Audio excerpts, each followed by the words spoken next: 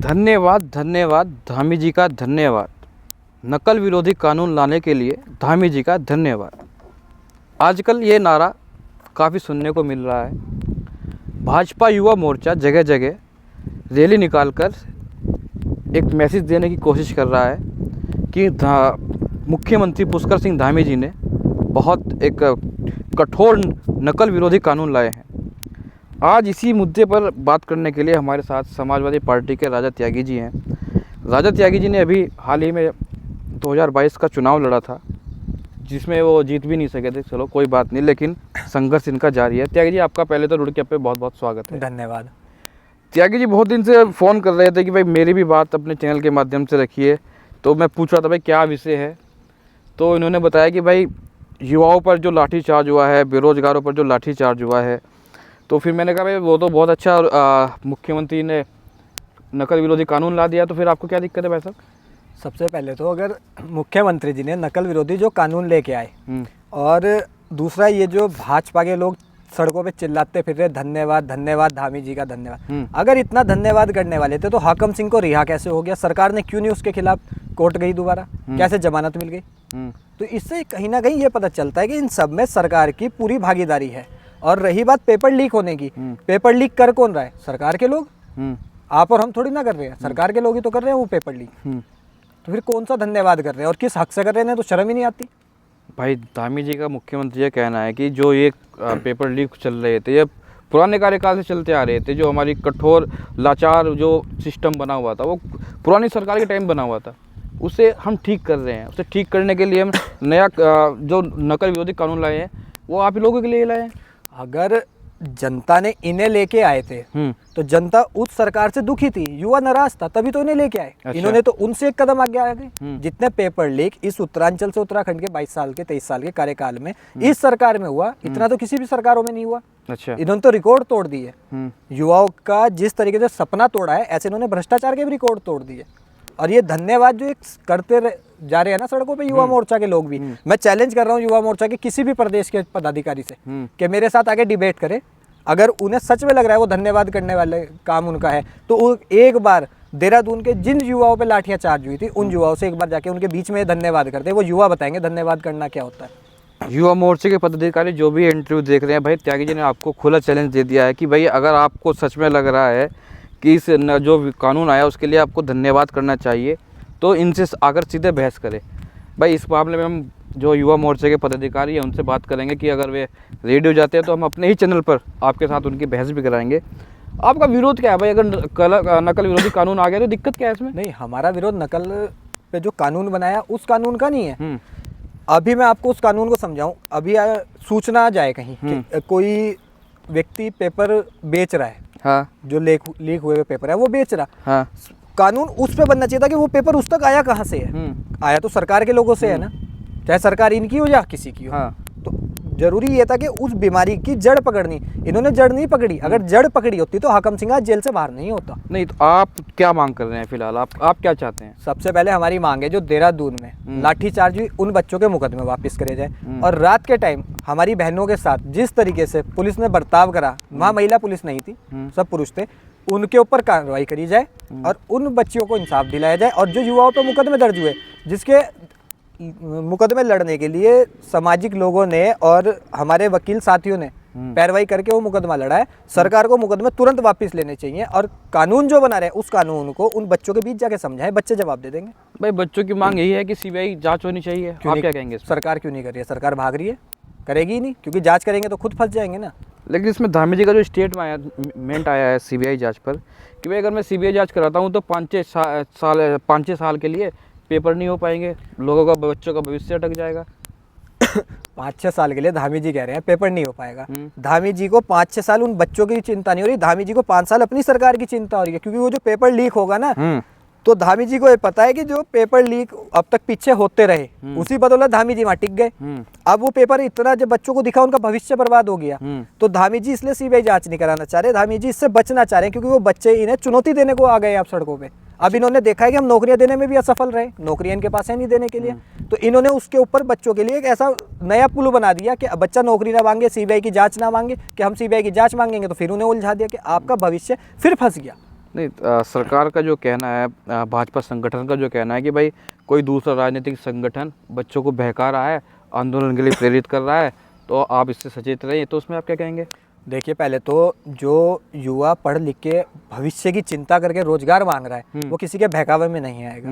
अनपढ़ नहीं है, वो पढ़े लिखे युवा हैं, उन्होंने संघर्ष करा है शिक्षा के माध्यम से, लड़ते लड़ते किस परिस्थितियों में पढ़ा होगा सामान्य परिवार के बच्चे जो आज नौकरी मांग रहे हैं, तो किसी के बहकावे में नहीं आएंगे। वो अपनी हक की लड़ाई लड़ रहे थे और हक की लड़ाई लड़ने के लिए उन्होंने राजधानी कूंज करी। अच्छा, जिसका जो ये धामी जी का अब तक कहा जाता ना कि छात्र राजनीति से निकल गया है, हाँ। हमने भी छात्र राजनीति करी। जो छात्र राजनीति करने वाला होगा वो छात्रों के साथ इस तरीके का बर्ताव नहीं कर सकता जो उनकी सरकार में हुआ है छात्रों के साथ। रातों रात आंदोलन इतना उग्र कैसे हो गया? आंदोलन उग्र होने के लिए ये सरकार कहीं ना कहीं जिम्मेदार है, क्योंकि जिस टाइम उन लड़कियों के साथ बर्ताव करा गया और प्रदेश के युवाओं तक जब वो मैसेज पहुंचा रात में, क्योंकि आज की तारीख में सोशल मीडिया का भी जमाना है, तो न्यूज़ एकदम पहुंचनी है या अपनी बात पहुंचाने में कोई बहुत बड़ी बात नहीं है। जब पहुंची सभी साथियों के पास के उनकी बहनों के साथ इस तरीके से प्रदेश में करी जा रही है सरकार, तो वो आंदोलन एकदम उग्र आंदोलन हो गया। और ये तो हिंदुस्तान का इतिहास है, इस देश ने तो बहुत आंदोलन देखे हैं। पर त्यागी जी, पथराव, पुलिस पर पथराव करना कहाँ तक ठीक मानते हैं आप? देखिए, पहले तो किसी भी आंदोलन को विफल करने में हमेशा जिसके खिलाफ आंदोलन होता है उनकी पूर्ण भूमिका होती है, उसे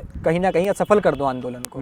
तो जो बच्चा अपनी रोजगार की लड़ाई लड़ रहा था ना, नौकरी की लड़ाई लड़ रहा था, वो उस पर न्याय मांग रहे थे, वो पथराव करने नहीं जा रहे थे, क्योंकि कल को वही बच्चा पढ़ लिख के जब सरकारी नौकरियों में होंगे तो वो बच्चे वहीं बैठे मिलेंगे। तो वो क्यों चाहेंगे कि जो कल को भविष्य उनका है और आज उनके सीनियर है तो उनके ऊपर वो पथराव करें। और मैं उस सीनियर को भी ये चीज़ कहता हूँ कि आपको भी वो दिन याद रखना चाहिए, कभी आपने भी ऐसी संघर्ष करा होगा नौकरियों के लिए। भाई जब वो आंदोलन चल रहा था तो कांग्रेस के कुछ नेता भी आए हैं जिस पे छात्रों ने विरोध भी करा था, विरोध करके उनको वहाँ से भगा भी दिया था, नाम नहीं लूँगा। आपको दिक्कत क्या है भाई? धामी जी युवा है, आप युवा हैं, धामी जी तो आप ही की तरह सोचते होंगे यार। अगर 45-50 साल का आदमी भी युवा है तो हम कहाँ हैं फिर? हमें तो आज तक ये इन दलों का यही नहीं समझ आया कि इनकी युवा की श्रेणी कहाँ आके खत्म होगी। राहुल गांधी को युवा मानते हैं? मैं नहीं मानता।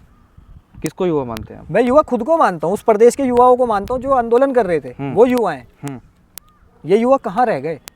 अच्छा, अगर ये युवा होते तो युवाओं के साथ ऐसा बर्ताव करते? एक युवा को दूसरे युवा की पीड़ा पता होती है कि उसे अपना परिवार चलाने के लिए कितना संघर्ष करना पड़ रहा है, उसे आर्थिक संघर्ष भी करना पड़ रहा है, उसे रोजगार की भी चिंता है। तो युवा तो वो है, ये युवा होते तो ऐसा होता ही ना। जिन छात्रों पर लाठीचार्ज उनसे मिले आप? मैं मिला हूँ, मैं देहरादून में मिला हूँ। क्या कहना था उनका? उन बच्चों का कहना ये था कि हमने जिस आश और उम्मीद से सरकार बदल के लाए थे, ये हमारी वो मनोबल तोड़ने वाली सरकार रही। इतना तो पिछली सरकारों ने अत्याचार नहीं करा जितना इस सरकार ने कर दिया, क्योंकि घमंड आ गया इस सरकार को। आप क्या कर रहे हो उन युवाओं के लिए? देखो, उन युवाओं के लिए हम जितना कर सकते हैं उससे ज़्यादा संघर्ष करने के लिए लगे पड़े हैं। और आज भी आपके चैनल के माध्यम से मैं यही कह रहा हूँ, जैसे लोकतंत्र ने हमें एक बहुत अच्छा हथियार दिया, वोट से चोट, अब इन दे देंगे वो युवा। उन युवाओं को समझा रहे हैं ना। अभी तो 4 साल है। 4 का रह गए, 1 साल न्याय उसके रह गए हैं बस, न्याय के बच्चों का। अभी निकाय चुनाव है, निकाय के बाद लोकसभा चुनाव है, वही कमर टूट जाएगी इनकी। लोकसभा चुनाव में आप विपरीत वोट करेंगे? देखो, विपरीत और परिस्थितियों के हिसाब से वोट होती है हमेशा देश में। कई बार इंसान जिस दल में होता है उस दल के भी खिलाफ हो जाता है। अगर क्योंकि हम लोगों ने लोहिया को पढ़ा है, हमने जनेश्वर जी का संघर्ष देखा है, हमने जेपी जी के आंदोलनों की किताबें पढ़ी हैं, तो इसलिए हमें पता है। तो वो युवाओं ने भी वो पीड़ा देखी। जब हमने उन युवाओं को देखा ना कि जिस तरीके से उनके साथ बर्ताव करा गया, आप लोगों के चैनलों के माध्यम से, पेपर मीडिया के माध्यम से, तो अखबारों में जब वो देख रहे थे उन युवाओं के पट्टियां बंध रही हैं, किस तरीके के बच्चे लूहू लुहान हो रखे हैं, तो एक क्रांति उन बच्चों की थी ना, वो सरकार ने दबाने की कोशिश करी। जिस बच्चे ने अपना खून दे के संघर्ष कराया ना, वो इन्हें 2024 में सबक भी सिखाएगा। अखिलेश यादव को युवा मानते हैं आप? नहीं, उनको भी अब नहीं मानता। उनको युवा नहीं जब मानते? थे युवा मुख्यमंत्री थे, हम भी कहते थे युवा मुख्यमंत्री। हम तो कहते हैं 40 साल के बाद युवा 40 तक ही है, 40 के बाद युवाओं की श्रेणी, क्योंकि बदलाव प्रकृति का नियम है। अगर 50 साल 60 साल तक भी युवा हैं तो फिर तो मोदी जी भी युवा ही रह गए, फिर वही कहाँ बुजुर्ग हैं, वो भी युवा ही हैं। युवा की परिभाषा क्या है आपके उसमें? देखो, युवा की परिभाषा वो है जो एक दूसरे का दर्द समझे, जो संघर्ष कर सकते हैं। धामी जी क्या संघर्ष कर सकते हैं? अगर धामी जी संघर्ष कर सकते होते तो धामी जी सीएम आवास से बाहर निकल के उस आंदोलन में जाते और उन बच्चों का मनोबल बढ़ाते, उन्हें भरोसा दिलाते कि आपके भविष्य के साथ कोई खिलवाड़ नहीं होगा। अच्छा। और उन बच्चों के बीच जाके ये जो कह रहे हैं ना कि सीबीआई जांच वाली बात पे, उन बच्चों को जाके बताएं ना, एक बार प्रदेश में दोबारा से सूचना दो बच्चों। अरे तो युवा मोर्चा के जो कार्यकर्ता है वो यही तो काम कर रहे हैं, बच्चों को यही तो समझा रहे हैं। क्या युवा मोर्चा के पदाधिकारी मुख्यमंत्री क्या? तो फिर तो युवा मोर्चा का भी उसमें पूरा ना हाथ रहेगा उन बच्चों पे लाठीचार्ज होने में। मतलब अच्छाई इनकी, बुराई उन बच्चों की। ये तो कहीं की न्याय नहीं आपने पढ़ा नकल विरोधी कानून जो नया आया उसका आपने उसको मैंने एक उसे बार अच्छे से पढ़ा और मैंने उसे पढ़ने के बाद मैं तभी अपनी बात रख रहा हूँ। मेरे से ज़्यादा उस कानून को इन्हें खुद समझने की जरूरत है और उन बच्चों को समझाने की जरूरत है। वो बच्चे तो पूछ रहे हैं देहरादून के अंदर, राजधानी में हैं, उसके कई विपक्षी दलों ने आंदोलन करे, वो तो कह रहे हैं कि सरकार के लोग हमारे बीच आओ ना, उन बच्चों को समझाओ, क्यों नहीं जा रहे हैं आप?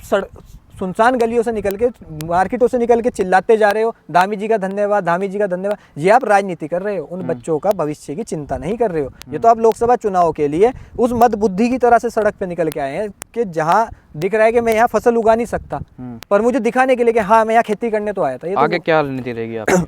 आगे भी रणनीति वही थी जो पीछे संघर्ष करा है, आगे भी वही संघर्ष करेंगे। कैसे? हमें चिंता सरकारों में बैठने की नहीं है। अगर मुझे चिंता सरकारों में बैठने की होती तो मैं विधानसभा का चुनाव नहीं लड़ता। मुझे तो पता था मैं चुनाव हारने के लिए लड़ा हूँ, मुझे ऐसा कहते हुए भी कोई शक नहीं होता।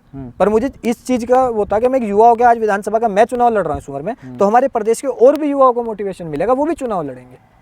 तो आप सीधा सीधा चैलेंज कर रहे हैं युवा मोर्चा के कि आपके साथ आके बहस करें? मैंने सोशल मीडिया के माध्यम से भी कहा था कि मेरे को इस कानून को आप आगे समझा दो। हो सकता है कि हमारी समझने की क्षमता कम हो, आपकी समझाने की ज्यादा है, तो आओ हमें समझाओ ना। आपको नकल विरोधी कानून से आप संतुष्ट नहीं, आपको और भी कुछ चाहिए? मुझे सीबीआई जांच चाहिए, और खाली मुझे ही नहीं, प्रदेश के सभी युवाओं को सीबीआई जांच चाहिए। उस हर एक विद्यार्थी को वो जांच चाहिए जिसने अपने भविष्य का सपना देखा था। आखिरी में जब इन पे उसका जवाब नहीं होगा तो ये फिर इनका एक, पर मुख्यमंत्री जी ने तो बिल्कुल मना कर दिया कि भाई सीबीआई की जरूरत ही नहीं है। तो वो युवा इस मुख्यमंत्री को भी बदल देंगे। ये तो शुरू से रहा है ना, जो हमें बाबा साहब अम्बेडकर ने अधिकार दिया था, सरकारें हमारी नहीं सुनेंगी तो हम सरकारों की भी नहीं सुनेंगे। उसका अभी एक ट्रेलर था, वो युवा देहरादून का। ये युवा देहरादून से लेके दिल्ली की सरकार तक हिलाने की हिम्मत रखता है और हिलाएगा। आगे 1 साल बड़ा आंदोलन की तैयारी कर रहे हैं, बहुत बड़ा आंदोलन होगा। और ये आंदोलन खाली उत्तराखंड में नहीं, ये कई राज्यों में होगा, क्योंकि ये इनकी सरकारों में सबसे ज्यादा पेपर लीक करने। उत्तराखंड हो, उत्तर प्रदेश हो, वहाँ बाबा जी का जो बुलडोजर था वो ध्वस्त हो गया, वहाँ भी ऐसा कोई कानून नहीं बना। यही वहाँ लखनऊ के अंदर हुआ लाठीचार्ज ऐसे युवाओं के ऊपर, बापू भवन के बाहर ऐसी लाठीचार्ज हुई, हजरतगंज चौराहे पे ऐसे युवाओं के ऊपर लाठीचार्ज हुई, ऐसे देहरादून के अंदर हुई। इनका काम है सिर्फ लाठीचार्ज करना, पर इन्हें ये नहीं समझ आ रहा है जो आज आप लाठी जिन बच्चों पे चार्ज करके तोड़ रहे हैं ना, कल को वही बच्चा लाठी है सरकार बनाने की। चलिए भाई, तो बहस चलती रहेगी और हम कोशिश करेंगे कि भाई जो राजा त्यागी ने चैलेंज दिया युवा मोर्चा के लोगों को भी आकर मेरे से बहस करें। मैं पूरी कोशिश करूंगा कि शायद जिला अध्यक्ष जी गौरव कौशिक जी भी हमारे अच्छे मित्र हैं, कि एक तरफ गौरव कौशिक जी और एक तरफ राजा त्यागी जी हो, अच्छा संवाद उनके बीच में हो। तो आप रुड़की, तब तक रुड़की आप देखते रहिए, फॉलो कीजिए, सब्सक्राइब कीजिए। आपको अच्छा लगा हो, कुछ आपको अपना सुझाव देना हो तो कमेंट में ज़रूर दीजिए। धन्यवाद।